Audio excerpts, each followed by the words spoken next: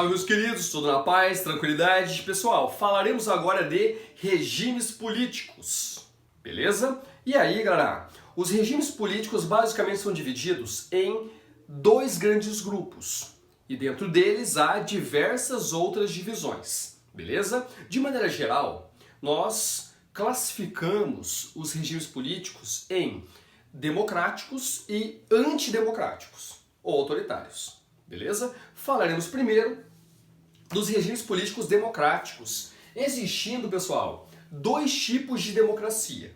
Beleza? Isso analisando historicamente. Ao longo da história, há dois tipos gerais de regimes democráticos. O primeiro deles, pessoal, é a democracia representativa, que é inclusive a mais comum nos dias de hoje, tá certo? Galera, a democracia representativa é aquela onde o povo vota. O povo tem o poder de votar.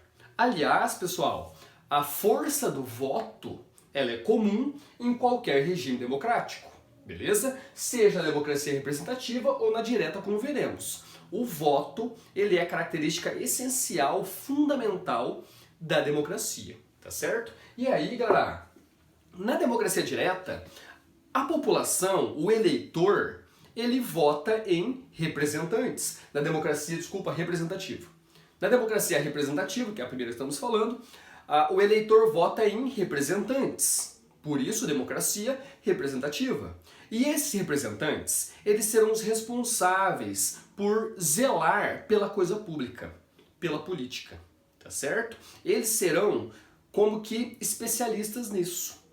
Meus queridos, a democracia representativa traz uma grande consequência: a formação de uma classe política no país, beleza? Que serão representantes dos demais da população, do restante da população, beleza? Um exemplo é o Brasil atual. Vários outros países da atualidade, as democracias contemporâneas, predominantemente democracias representativas. Tá certo? Pessoal, indo agora para a democracia direta. Na democracia direta não há representantes. O voto de quem pode votar, do eleitor, do cidadão, é direto nas questões políticas, nas causas políticas, nas pautas políticas. Tá certo?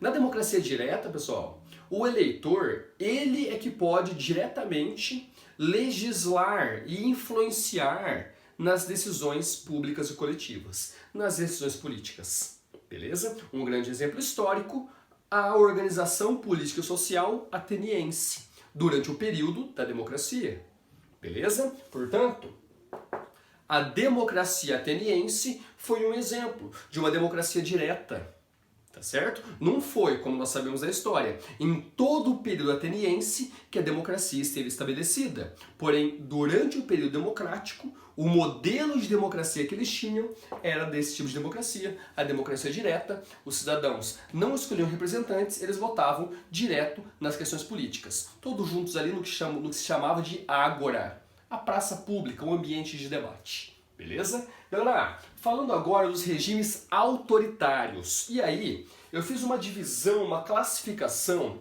para facilitar o nosso entendimento. Beleza? Pessoal, nós dividimos os regimes autoritários em regimes totalitários, aqueles que chegaram ao poder da história, nós chamamos de estados totalitários, e também autocracias. Beleza?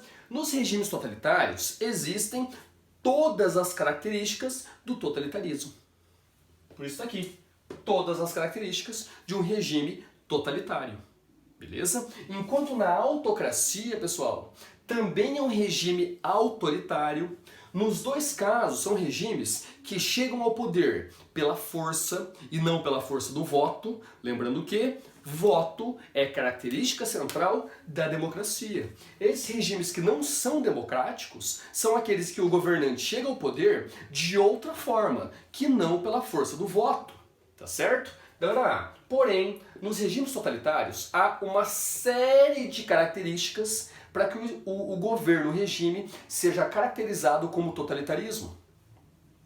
Um deles, naturalmente, a instauração de uma ditadura, o ataque à democracia, beleza? O fechamento dos demais poderes, havendo uma centralização no poder executivo, legislativo e poder judiciário. Perdem seu poder, perdem sua validade, é centrado na figura do governante, beleza? Uma característica importante dos totalitarismos é a xenofobia, o expansionismo, beleza? Há características diversas que definem o Estado como totalitário. E nos regimes totalitários há todas essas características. Um exemplo, o nazismo. Ou quem sabe o stalinismo, beleza? Um totalitarismo de extrema direita, um totalitarismo de extrema esquerda, mas ambos regimes totalitários, beleza? Enquanto na autocracia, meus queridos, ali há quase todas as características de um Estado totalitário, mas não chega lá. Um exemplo, pessoal, a ditadura militar brasileira. Durante a ditadura militar, nós não tivemos apenas um único presidente. Por quê? Porque o culto ao líder não era uma característica do regime na ditadura militar no Brasil. Era uma ditadura, assim como no totalitarismo. Houve o fechamento do Congresso, assim como no totalitarismo. Havia repressão e censura, assim como no totalitarismo. Mas não havia o culto ao líder, não havia uma política pública de xenofobia, não havia, como é comum no totalitarismo. Tá certo, meus queridos? Portanto, galera, ambos são regimes antidemocráticos, mas para ser um regime totalitário, tem que ter uma série de características que podem não necessariamente existir em uma autocracia. O segredo é, em ambos os casos, a chegada ao poder não se dá por via democrática. Beleza? O exemplo da ditadura militar brasileira se insere perfeitamente em uma autocracia. Meus queridos, espero que tenha ficado claro. Qualquer dúvida que houver, dê um toque e a gente conversa. Beleza? Tamo junto!